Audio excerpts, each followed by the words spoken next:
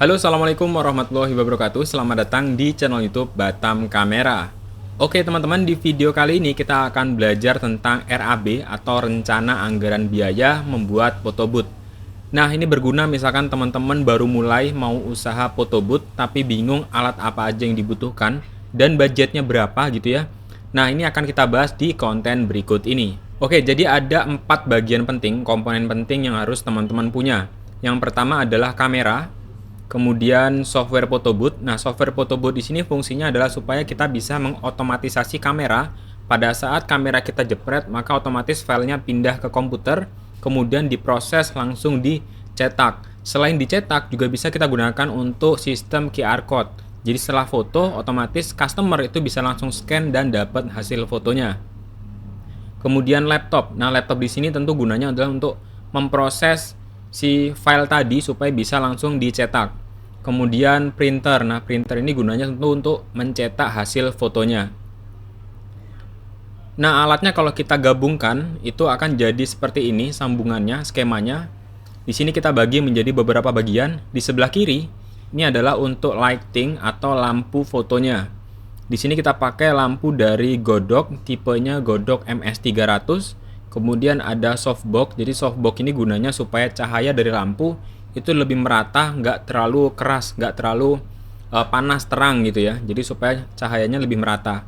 Kemudian butuh stand lampu supaya lampunya ini bisa kita taruh. Kemudian butuh trigger.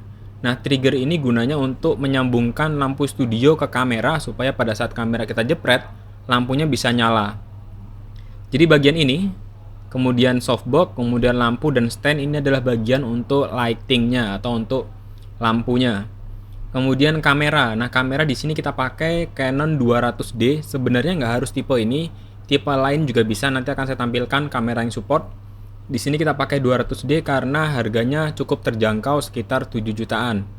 Kemudian kita butuh memori. Memori ini gunanya untuk menyimpan hasil foto.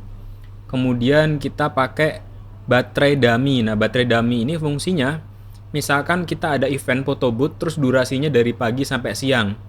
Nah, itu kan cukup lama. Kalau kita pakai baterai bawaan kamera, durasinya mungkin sekitar 1-2 jam aja kalau non-stop. Sedangkan acaranya itu bisa berjam-jam.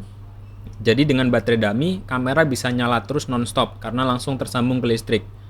Kemudian tripod. Nah, tripod kamera di sini kita menggunakan tripod yang biasa aja. Untuk kamera DSLR sekitar 300 ribuan. Kemudian untuk menyambungkan kamera ke laptop itu kita butuh kabel data. Kabel datanya itu sesuaikan dengan tipe port yang ada di kamera. Karena di sini kita pakai 200D, tipenya itu kabel data mini USB. Kemudian butuh laptop. Nah, laptop di sini saya sarankan gunakan laptop yang ada fitur touchscreen-nya. Itu memudahkan misalkan nanti pada saat photo booth, klien itu pengen langsung ngetik emailnya misalkan di layar atau misalkan dia mau scan barcode, jadi di layar itu bisa langsung di tap, jadi lebih cepat. Kemudian printer.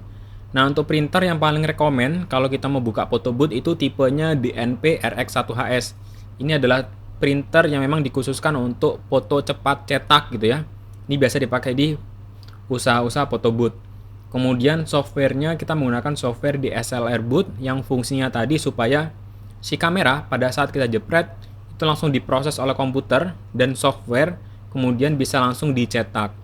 Nah, di software ini juga bisa kita gunakan untuk menambahkan frame, desain, layout, dan juga untuk upload ke online. Misalkan ada customer yang mau QR code, maka kita butuh modem internet. Nah, di sini kita butuh modem internet.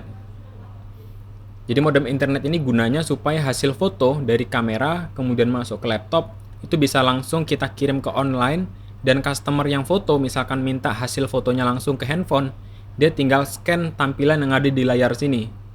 Karena fotonya itu langsung dikirimkan ke cloud atau ke online. Nah, jadi cara kerjanya seperti itu. Sebenarnya cukup sederhana flow-nya, yaitu kamera, kabel data masuk ke laptop, kemudian diolah oleh software DSLR Booth. Kemudian kita setting supaya dia bisa langsung cetak, dan dicetaknya itu bisa ada frame-nya, selain dicetak juga bisa langsung terkirim ke online. Sebenarnya sesimpel itu alatnya, dan alat-alat yang lain contohnya lampu studio misalkan kita nggak pakai tipe ini, itu juga tetap bisa berjalan. Oke, selanjutnya untuk kamera ada banyak tipe yang disupport untuk DSLR boot. Contohnya di sini ada Canon, ada Nikon.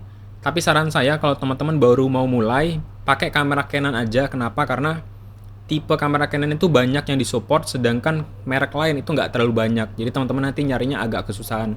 Dan aksesorisnya juga cukup banyak kalau kita cari di toko kamera. Untuk list-listnya nanti bisa cek di link yang ada di gambar ini ya. Jadi ini ada situs DSLR boot yang nyantumin kamera-kamera yang support tipe apa aja.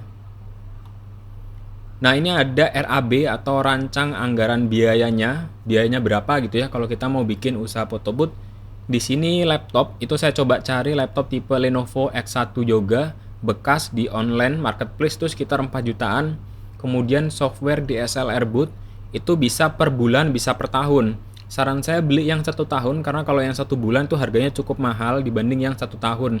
Karena dihitungnya itu kalau langsung 1 tahun itu ada diskonnya, jadinya sekitar $17 kalau 1 bulan. Kalau kita beli langsung 1 tahun ya. Jadi $17 dikali 12 nanti hasilnya sekitar 3,2 juta. Hitungannya itu dolar, jadi ini kursnya bisa berubah-berubah. Kemudian printer. Nah, printer ini memang alat yang paling mahal kalau kita mau bikin photo booth. Kalau mau photo booth-nya yang profesional gitu ya, karena menggunakan printer DNP itu sekitar 26 juta untuk harga printernya aja. Terus harga kertasnya juga cukup lumayan, 1.300.000, satu roll itu bisa untuk 700 lembar. Terus modem sekitar 900 dan seterusnya. Ini harga-harganya tentu bisa berubah-berubah tergantung kondisi pasar dan kondisi barangnya baru atau bekas gitu ya. Tapi yang saya cantumkan di sini ini rata-rata harga barunya. Jadi dengan setup seperti ini setup yang udah cukup pro menurut saya, itu sekitar 46.515.000. Jadi ini kalau misalkan teman-teman mau buka photo booth yang proper, nah ini udah cukup bagus gitu ya. Terus misalkan bang, ada nggak yang lebih budget lagi, lebih murah gitu ya? Tentu ada. Yang bisa teman-teman pangkas itu dari printernya. Misalkan kita mau pakai printer yang lebih murah, itu potongannya bisa setengahnya. Kalau teman-teman lihat di sini, harga printer itu udah setengah dari total anggarannya. Misalkan saya coba ganti ya, menggunakan printer yang lain yang lebih terjangkau, kita bisa pakai printer Epson. Nah, di sini kita pakai printer Epson L8050. Harganya sekitar 3.300.000, terus beli kertasnya sekitar 100 ribuan itu udah dapet 200 lembar. Ini lebih terjangkau, tapi memang kualitasnya tentu di bawahnya printer DNP tadi. Kelemahannya adalah kalau kita pakai printer ini, durasi cetaknya itu tentu lebih lama. Kalau pakai DNP bisa 15-20 detik. Kalau pakai Epson seperti ini, durasinya bisa lebih lama dan kualitas cetaknya juga tentu berbeda. Nah, bagusnya pilih mana? Sebenarnya tergantung pasaran di kota teman-teman tinggal. Misalkan kebanyakan di sana pakai DNP, terus kita mau buka photo booth, printernya pakai yang Epson ini, tentu kita agak susah bersaing. Tapi kalau misalkan di daerah teman-teman itu kebanyakan pakai printer biasa atau bahkan belum banyak yang buka photo booth, teman-teman bisa mulai pakai printernya Epson ini aja. Ini udah cukup bagus. Nanti tinggal dilihat perkembangannya. Kalau memang usaha photo booth-nya itu bagus, prospeknya itu meningkat, teman-teman bisa upgrade ke printer DNP ini. Tentu disesuaikan lah gitu ya, nggak harus beli yang tipenya persis dengan ini. Untuk kamera juga sama, teman-teman bisa ganti tipe lain kalau mau hasilnya lebih bagus, misalkan ganti ke tipe 80D, 90D, EOS RP juga udah bisa. Jadi antara kedua ini teman-teman sesuaikan aja dengan budget. Keduanya bisa kita pakai untuk usaha photo booth. Kemudian setelah tadi udah kita bikin, kalau mau lebih menarik, itu teman-teman bisa custom bikin boxnya. Jadi kameranya itu nggak ditaruh di tripod kayak tadi. Kalau tadi kan kita taruhnya di tripod kayak gini ya. Kita pengen tampilannya lebih menarik. Nah, teman-teman bisa custom bikin box photo booth. Nah, contohnya kayak gini. Nah, box-boxnya gini, kalau misalkan bingung kita bikinnya gimana, teman-teman bisa cari tempat yang bikin custom lemari atau orang-orang yang bikin jasa pembuatan lemari custom atau furniture. Nah, itu mereka biasanya bisa bikin tampilan-tampilan kayak gini, bikin desain-desain kayak gini. Caranya tinggal datang terus bawa monitornya, bawa kamera, tunjukin gambar referensinya yang ada di Google. Bang, saya mau bikin kayak gini nih buat photo booth, kira-kira budgetnya berapa gitu ya. Itu pasti bisa, karena saya lihat sebenarnya bikin kayak gini tuh nggak rumit. Tapi kalau kita mau bikin sendiri tentu bisa, tapi hasilnya nggak serapi kalau kita dibikinin ke orang-orang yang udah profesional gitu ya teman-teman. Atau kalau misalkan, bang di daerah saya tuh nggak ada orang bikin kayak gitu, yaudah bikin aja pakai triplek di paku-paku gitu aja udah jadi juga teman-teman. Oke, referensi lain kemarin juga saya udah pernah bikin video tentang self photo dengan sistem photo booth kayak tadi. Saya jelasin tentang skemanya itu juga udah ada di sini. Kali aja teman-teman butuh referensi yang lain bisa tonton video yang ini. Kemudian mungkin ada juga yang nonton video ini awalnya mau bikin self photo.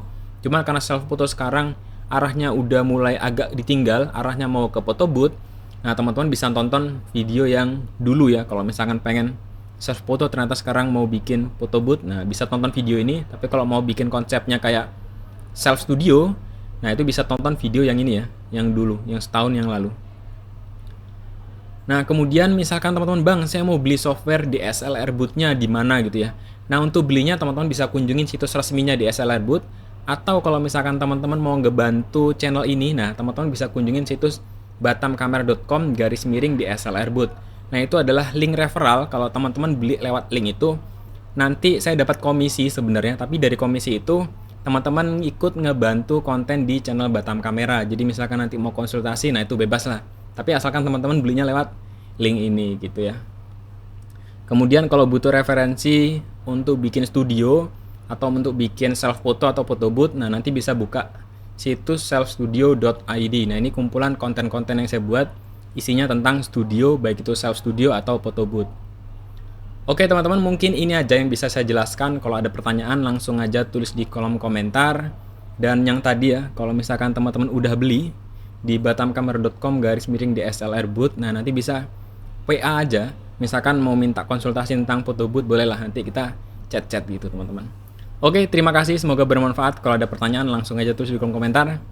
Dah gitu aja. Assalamualaikum warahmatullahi wabarakatuh.